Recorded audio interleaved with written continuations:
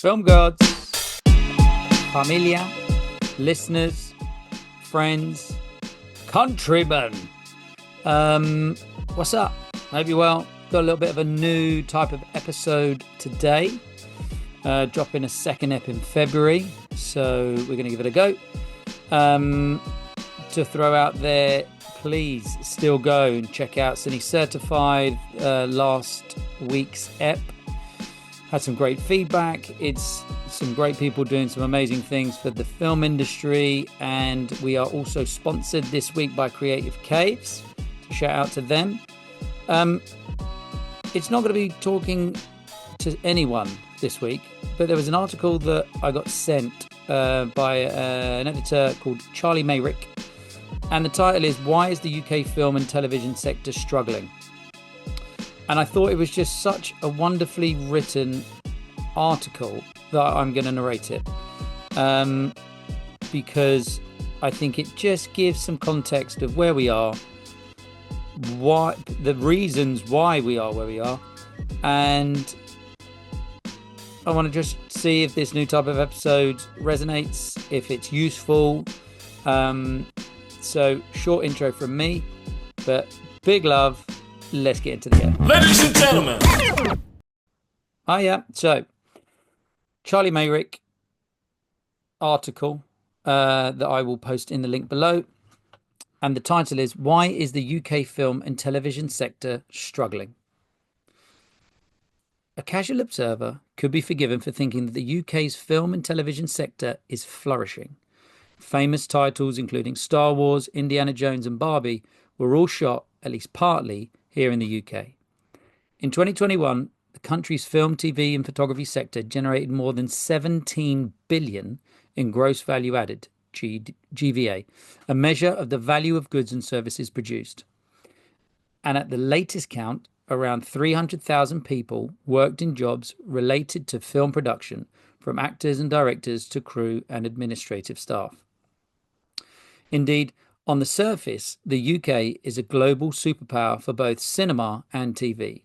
It is the second largest exporter of TV programming and the fourth biggest exporter of films in the world. It is also held up as a leading producer of visual effects, and the UK VFX industry generated 1.7 billion in revenue in 2019. But behind the scenes, a crisis is looming. Interconnected challenges, including the longer-run impacts of disruptor streaming platforms, industrial action, and the spiralling cost of production, as well as the collapse of TV advertising revenues, have combined to create a perfect storm for the sector.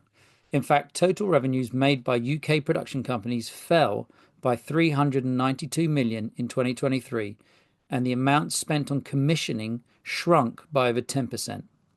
Exports have contracted by 1.9% in the past year alone. As is often the case, it is those lower down the ladder who are bearing the brunt of the sector's adjustment. Those hit hardest by the recent downturn are the UK's smaller independent production companies, or indies for short, as well as the legions of freelancers who make up a large share of the industry's workforce. Survey evidence shows that over 70% of indies risk closing down by mid-2025 if there is not an improvement in market conditions, and many freelance workers could soon leave the sector altogether. The cliff edge is dangerously close. Without urgent support from policymakers, this precious sector could continue to struggle. Protecting the UK's smaller production companies and freelance workers should be priority, both to preserve the country's status as a cultural powerhouse and to support the wider national economy. Subtitle: The Value of Film and Television. The film and TV industry has a substantial positive effect on the wider UK economy. In 2022, total spending on domestic film production was 1.97 billion. What's more, there are currently around 16,000 companies involved in video production and approximately 86,000 people working in production-related jobs alone. That came from Social Films 2024. As an example, Greta Gerwig's Barbie, which was shot almost entirely in a studio in Hertfordshire, contributed an estimated 80 million to the UK economy and created nearly 700 jobs. Hollywood megastars like Margot Robbie and Ryan Gosling can be found plying their trade in rural England. This impressive performance is a relatively recent phenomenon. According to a report commissioned by Ofcom, the communications regulator, the UK's TV sector has been particularly strong over the past decade or so, with exports growing more than sevenfold since 1998. Indeed, total revenue increased by 2.9% each year from 2011 to 2021, reaching 6.8 billion in 2021. Now, for those of you who are reading the article as well, there's a nice little figure here, which is from Oliver and Olbaum 2023, with a nice little graph that starts at 100 and goes up to 700 and something, which is the export income. Back to the article. This recent success is partly the product of a policy reform introduced in the early 2000s. The same Ofcom report argues that the UK's uptick in film and TV exports coincided with the introduction of the 2003 Communications Act. This legislation made it mandatory for broadcasters like the BBC, ITV and Channel 4 to commission 25% of their programming from UK-based indie studios. This triggered competition and growth and helped to establish the UK as a major global production hub, the report concludes. By some measures, the sector is continuing to expand. Film studio space in the UK has doubled in the past 3 years, with the total area growing from 297,000 square metres in 2019 to 492,000 in 2023. It came from the Croft Report 2024. Last year, Sky opened a vast new studio space in Elstree in Hertfordshire, estimating that it will produce 3 billion worth of movie productions there over the next 5 years. Warner Brothers is also expanding its studio in Leavesden, near Watford, pledging to create 4,000 new jobs. Similarly, Shepperton Studios in Surrey has recently been expanded to house new titles from both Amazon and Netflix. The upgrade includes 17 new sound stages and over 50,000 square metres of additional production space, making it the second largest film studio in the world. I'm just going to go off topic here for a second, but that is a phenomenal statistic for the British film industry. Having the second largest film studios on the planet, I think is just a remarkable feat and just shows how positively the world sees us as film crew and how much people want to come here and shoot. Okay, so back to the article. At its current rates of expansion, the UK will be second only to Hollywood in terms of total available studio space by the end of next year. For some filmmakers, the Chilterns and Beverly Hills are increasingly interchangeable. Subtitle: The Rise of Streaming. And I felt like I needed to say that, like, the rise of streaming. So streaming platforms like Amazon Prime, Disney Plus and Netflix have changed the global film and TV industry substantially. The UK is no exception. To appreciate the effects of these disruptor firms, open bracket, a business that uses innovative technologies and or business models to change its competition, close bracket, it is useful to examine the rapid change in viewer habits brought about by the arrival of subscription video on demand, or SVOD, services. By reshaping the way that people consume TV shows and films, technology companies like Netflix have changed the way that programs and movies are funded and made. In 2014, less than 5% of the UK population had Netflix subscriptions. By late 2023, the figure had risen to almost a quarter, 24.7%, with UK subscriptions peaking at just over 17 million in mid-2022. Given that most households only need one account, shared by a family or group or housemates, to view video content, this equates to around 3 to 5 UK households, so around 59%, having access to the platform. Consumer behaviour is shifting as a response. According to Uswitch, the average UK viewer typically spends nearly a third of their waking hours, probably some of their working hours, looking at some form of screen. about 4.5 hours per day. Within this figure, most of the screen time is spent watching TV via SVOD, as well as traditional broadcast TV, or using video sharing platforms like YouTube or Switch, etc. At the other end of the scale, DVD, Blu-ray, and VHS make up less than 0.5% of daily UK screen time statistics. As physical copies of films and TV series collect dust in attics and basements up and down the country, more and more people are opting to stream their favourite shows rather than own a physical copy. Off topic here, which is a shame because there was always something quite nice and tangible. Getting a kid at birthday or Christmas, and you got that little VHS or your DVD. But I guess I'm old. What can you say? Back to the article. So this means that SVOD platforms have a solid UK consumer base. Between 2018 and 2023, online streaming revenues in the UK more than doubled, expanding from 1 billion to 2.5 billion. With greater revenue comes greater commissioning power, allowing companies like Amazon, Disney, and Netflix to consolidate their market power. Recent analysis from PACT, which is a lobbying group supporting independent production companies, shows that the share of UK distributors selling their programs to various SVOD platforms has broadly increased from 2022/23 to 23/34. See figure 2. So anyone reading the article, you go down and see the figure. British-made content is being hoovered up by hungry US-based platforms. Yeehaw! That wasn't in the article. That was just me. Okay, so this surge in commissioning from SVODs was triggered in part by the COVID-19 lockdowns. During the pandemic-induced streaming wars, platforms signed off eye-watering sums of money to develop new content. For example, Amazon spent a reported $1 billion on Rings of Power, the most expensive TV show ever made. Similarly, Netflix splurged $10 million on each episode of The Crown, and that's roughly £2,200 per second of video. Off topic here, or off article. I mean, that time for us as the British film industry coming out of that COVID period, 2020, 21, 22, if you was brand spanking new into the industry and you thought that was how it normally was, I mean, you couldn't find gear, you couldn't get people, you couldn't book studios. It was a really busy, busy time. And I think that peak brought in an influx of people. And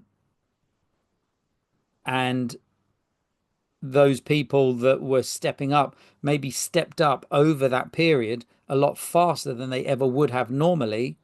Because if you're a runner and actually I need a second, or a camera assistant needs a focus puller and there's no one around, well, they're going to give people opportunities. So I think we saw such a massive increase in work that I think a lot of people stepped up, and I'm not sure we ever really took the long view that this would come back down again. Anyway, so back to the article. Taking stock, streaming giants have pumped money into the sector and often use the UK as a production base. Films like Barbie are global cultural events and sit alongside award-winning content including Game of Thrones, Star Wars, Andor, and Ted Lasso, in placing the UK on the international cinematic/TV map. So what exactly is the problem? As I take a quick little slurp of tea. And it's a really good question, because off the back of that whole first chunk, you think, oh, why is no one working? How have we had the 18 months that we've just had? So, subtitle. What challenges does the UK industry face? Film and TV production companies up and down the country face a multitude of economic challenges. Despite injecting large volumes of funding into the sector, streaming platforms have themselves generated a range of issues on the production side, putting smaller firms open bracket, which actually make the films and TV shows, under close bracket, under increasing pressure. This has then combined with overseas industrial action, increased cost of production, lower consumer demand, and the collapse of traditional TV advertising revenues, creating perilous conditions for many UK companies. Following the post-pandemic mini boom, where broadcasters and streamers aim to make up for lost time and replenish their programming catalogues, the sector's recent financial downturn has been abrupt and precipitous. Got to be honest, I had to look up the word precipitous. High-profile indie production companies with good track records of creating high-quality content have gone under, taking the wider industry by surprise. For example, early this year, Euston Films, a company with over 50 years experience making shows for the BBC, let all of its staff go. Similarly, Label One, which produced the BBC Two documentary Hospital, has now closed down for good. And in February, RDF, which specialised in reality TV, having created Wife Swap and The Crystal Maze, shut up shop after 31 years in the game. Everywhere you look, British indies closing down. SVODs are part of the problem. Turning again to production studio space can help to clarify the problem. During the post-pandemic boom, streaming giants like Amazon and Netflix bought up long leases at UK studio spaces. Bought up long leases at UK studio spaces such as Pinewood, open bracket near Uxbridge, close bracket. These block bookings stoked demand for space, raising costs and squeezing smaller filmmakers. That came from Croft 2024. But shortly after this spending spree, many firms, including Disney, Warner Brothers, and Comcast, open bracket, another American media giant, close bracket, began slashing their content budgets, in inverted commas. This was partly because high levels of inflation in the United States, UK, and Europe were squeezing household budgets, with many people choosing to reduce spending on luxuries, including cancelling entertainment subscriptions, known as cutting the cord. To get an idea of the scale of the effect, just look at Disney.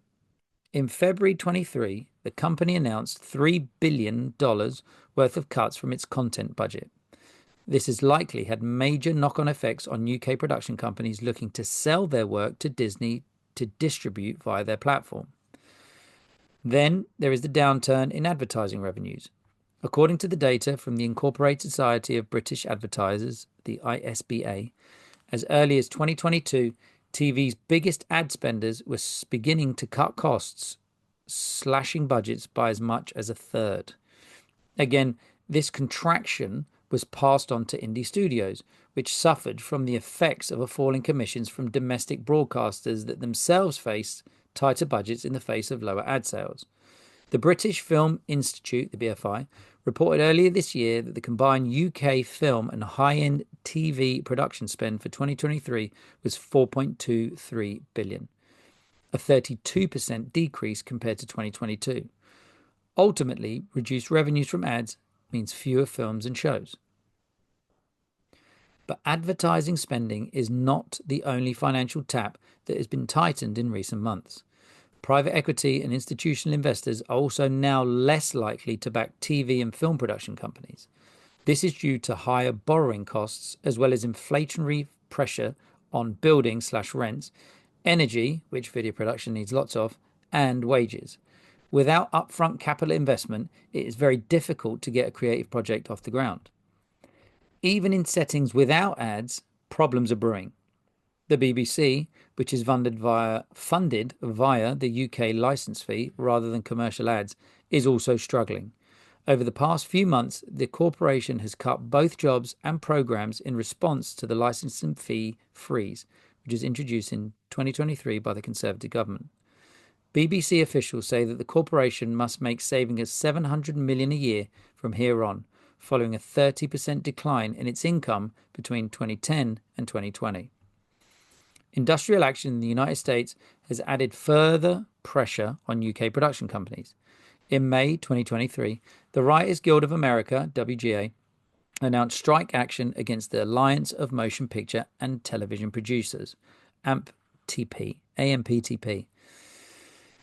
to protest shrinking residuals, which are payments made to writers when a show is re-released for streaming, DVD release, or other channel, as well as the introduction of artificial intelligence, AI, into the writing process.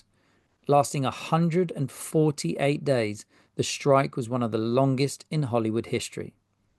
At the same time, the American Actors Union, the Screen Actors Guild, American Federation of Television and Radio Artists, SAG-AFTRA, also voted to down tools. The strike lasted from July to November 2023, running in parallel with the WGA industrial action and further squeezing production companies on both sides of the Atlantic. The two strikes had a major impact on the global film and TV sector, costing an estimated $5 billion in lost revenue. The UK was not spared. Indeed, one firm that went into administration, open bracket, Winnersh Film Studios, which helped to produce Ghostbusters, Frozen Empire, close bracket, in April 2024, cited cash flow problems caused by the strikes in the United States as the reason. Many smaller indies have also closed or been sold to larger firms as a direct result of pressures caused by the 2023 strikes. Subtitle: How many freelance workers been affected? It was not just writers and actors who were affected by the SAG-AFTRA and WGA industrial action. As film and TV shoots around the world were put on hold, caterers, carpenters, hairstylists, makeup artists, wardrobe assistants, set designers, and production assistants also lost out on work. In the UK at least, many people working in these roles do so on a freelance basis, meaning they have very little by the way of income protection and often struggle to access universal credit. Writers and actors withholding their labour in Los Angeles meant runners and set builders in London could not work, even if they wanted to. A report published by BECTU, the Broadcasting, Entertainment, Communications and Theatre Union, in early 2024 sets out the effects of the industry downturn on UK workers. In summary, they argue that the screen industry is quote, heavily reliant on a freelance workforce, and that many people have now been out of work, quote, for months on end. This, they conclude, has had, quote, a devastating impact on the financial and mental well-being of thousands of people who, off article now, are probably you guys. You know, it's us. It's the film crews. And I just send out love to anyone that's still listening at this point and has had one of the hardest, toughest 18 months of their professional career, because we all know that we're best when we're on set. We're best when we're in the mix of it, on the front lines, in the trenches, doing what we do best and doing what we love. And when we're out of that rhythm and we're not on set, and the mortgages and the bills and the payments are coming up thick and fast, it can have a toll. I've had it, friends have had it. Everyone has gone through the toughest 18 months of their professional career. So I want this article just to highlight why it's happened. Yeah. And the reasons, the possible potential reasons why it's happening, because I don't want people to think that it's because of, they're not working because of them. Okay. It's nothing to do with who you are as a person. We have just, as an industry, been hit hard. Okay, so back to the article. The report presents findings from a survey of 4,160 UK film and TV workers. Carried out in February 2024, the respondents' answers about their experience of the industry are alarming. Over 2/3, at 68%, of freelance screen workers are currently not working. This is only marginally better than in September 2023, at the height of the strikes, when 74% were out of a job. At the time of the survey, 68% of respondents reported that their employment opportunities were being directly affected by the wider industry slowdown. Nearly 90% were concerned about their financial security over the next 6 months. Perhaps most worryingly, 3 out of 4 reported that they were struggling with their mental well-being because of the poor economic conditions. Firms are feeling the pressure, but it is the freelancers who are on their knees. Quite a strong statement there. That is, it paints a picture, just slightly off article. And I kind of echo what I said before. But let's keep going. Okay, so this is not only a disturbing snapshot of the industry, but at one point in time, sorry, this is not only a disturbing snapshot of the industry at one point in time, but also raises concerns about the longer run sustainability of the film and TV sector. Of those surveyed, 37% said they were planning to leave the industry within the next 5 years, up from 24% in September 2023. And then anyone reading, there's figure 3, survey responses to questions about the impact of the crisis across the sector. And it's a visual representation of what we just heard there. But yes, high numbers in a very emotive topic. Again, this is one of my main reasons to record this episode, was to get all of this stuff out there, not get too emotional myself, but just have it there in black and white in front of me that I can just read through it. So this means that, as it stands, around 2 in 5 UK screen workers do not feel that they will be able to build a meaningful career within the sector. This effect appears particularly pronounced among those working on reality, open bracket, or unscripted, close bracket, TV shows, with over half saying they plan to leave by 2029. It is difficult to think of another industry with such a blatant lack of optimism from its own workforce. Oh, okay. So, subtitle: What next? Come on, let's bring in some hope into this. Okay, what next? Not all hope is lost. There we go. Hooray! You could just finish the article there.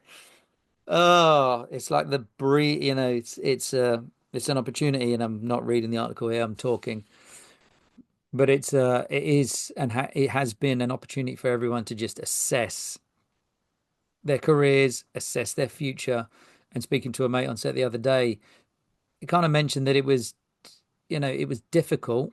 And this is someone that's been doing it a long time, but this is the most difficult it's been to sustain a career. So guarantee a wage. And that was a really eye-opening phrase and sentence that they said to me, and I'm super pleased that they were felt open and honest to be able to say that, because I think I echo it, from where we started back in the early 2000s, and we had 35 mil and loads of adverts and lots of short form. We are in a moment of flux. Our industry is changing, technology is disrupting it, and the flip side to that coin that I just want to maybe voice is, how can we accept that how we used to do things is changing or has to change? Because if you look at the amount of content, as they said, people are consuming 4.5 hours a day. There's no way back in the day when we didn't have phones, when people were just 9 to 5 and go home and watch the telly, that they'd be watching 4.5 hours worth of telly. So the lack mindset I'm trying to adjust to, actually, this moment in history has the most potential for the most filming that we have ever seen on the planet at any given time ever. It's like when people go, "Oh, there's no money." No, there is the most amount of money on this planet than there ever has been up until this point. Ram over, ramble over. So what next? Here we go. Not all hope is lost. With the right support in place, the UK film and television industry can rebuild. The Labour government's commitment to support the creative industries as part of its new industrial strategy is welcome. In particular, the upgraded VFX tax credit scheme and tax relief for film and TV production companies will help to keep struggling indies afloat, as well as encourage investments across the sector. Which off article now takes me back to that moment in 2020 where our illustrious leaders at the time, and we heard Rishi Sunak telling us in the creative industries to change our career and to learn a new career path, as if someone that's been in the film industry for 20 years, or as an artist, or as a musician, or as a ballet dancer, can suddenly just go, I'm gonna get into finance. It's just retrain. Okay, it's that simple. So back to the article. But this strategy must be augmented with an active approach to regulating SVODs, targeted support for freelance workers, and a watchful gaze over the use of AI within creative processes. Starting with regulating SVODs, one idea would be to mimic a policy rolled out in France. Vive la France! God bless them. The UK government should consider introducing a quota system for big streamers like Disney and Netflix. In France, these companies are mandated to reinvest 20 to 25% of their domestic revenues back into French production. A similar scheme in the UK could provide struggling indies with a much needed financial boost. Off topic, off article rant or thought, what a great idea. What an absolutely wonderful idea. So if you come here and we make phenomenal, fantastic telly, a percentage of that markup is to reinvest back into the community, back into the country, back into the UK film industry. I love it. It's brilliant.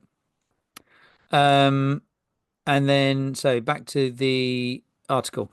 Turning to freelancers, UK policymakers should again look across the channel for inspiration. Given that universal credit is often not a viable option for freelance screen workers, open bracket, because the minimum income floor rule is incompatible with the stop-start nature of their work, close bracket, the government could introduce some form of sector-specific employment insurance. In France, and off article here, I'm just going to say that there's now a sentence that is in French. I haven't spoken French since I was at school, so I'm going to give it a go and not just be like, oh, dos cervezas, por favor. So just bear with me, but hopefully we can get someone on that is French, that works in the film industry, that can explain this and can give us some context on it. That'd be amazing. So here we go. Back to the article. In France, the régime des salariés intermittents du spectacle. I mean, that's not bad. I was going to say it in more of a Spanish accent, but I went French. I'm happy with that. So that provides creative workers with unemployment benefits on the condition that they have worked a certain number of hours during the preceding 10 to 12-month period. This helps French freelancers to manage the volatility of their work by smoothing out inconsistencies in their income levels. Finally, the UK policymakers should do what they can to mitigate the risk of another bout of industrial action in the United States. The WGA and the SAG-AFTRA strikes had a substantial negative impact on UK film and TV production, and avoiding a repeated dispute is critical. While the relationship between bodies like the WGA and AMPTP is outside direct UK control, British policymakers should support domestic and international movements to regulate the use of AI within film and TV writing. Protecting the precious craft of scriptwriting and storytelling is essential for the long-term health of the industry, both in the UK and the rest of the world. From Hollywood Hills to the Watford Junction, people working in film and TV must be protected and supported through careful policy design. Ultimately, it is these people, from the most senior producers and directors to the youngest freelance production assistants and runners, who make the magic of film and television happen. Despite appearing to be flourishing on the surface, the UK's industry has had a bruising couple of years. Its future now hangs in the balance. Wow. Amazing. Well done, author Charlie Meyrick. Just an absolutely phenomenal little article. You can check him out on charliemeyrick.com. Um, and normally we have someone on that kind of gives us their kind of advice to younger self and a little platform for them to speak their mind. But after an article like that, I think it would just be prudent to say that we are so interconnected as an industry, predominantly with America, but globally as a film crew, as a film, and I use the word film family because we are a film family. The focus puller in Japan or the focus puller in Hollywood, Nollywood, Bollywood, they're doing the same thing. They're getting that image crisp and sharp, and language doesn't come into it. And if we can flip our mindset and take this opportunity of disruption that has happened and do our best to make the best decisions possible. And I think I've said it in a past podcast that we shouldn't, that as tough as it is for us now, in whatever role you're doing, what are we going to be leaving in 7 generations' time?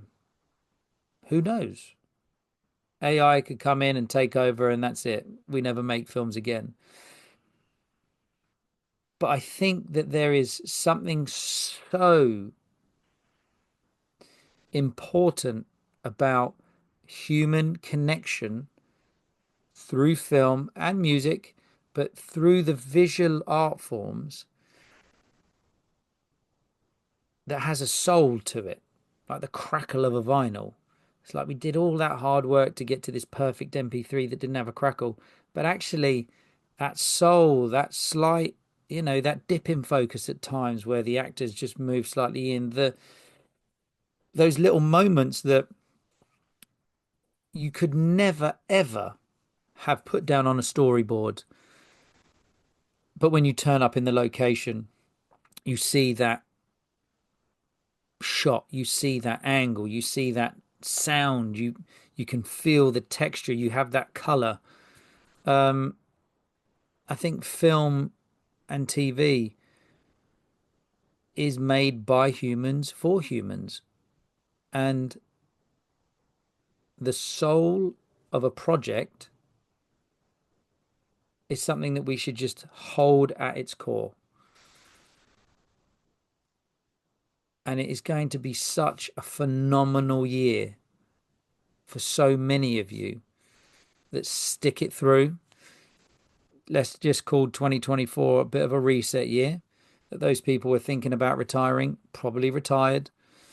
For those people that thought they loved the work, but actually couldn't handle that freelance work pattern, they've probably gone and secured their first chakra with a secure job in an office somewhere.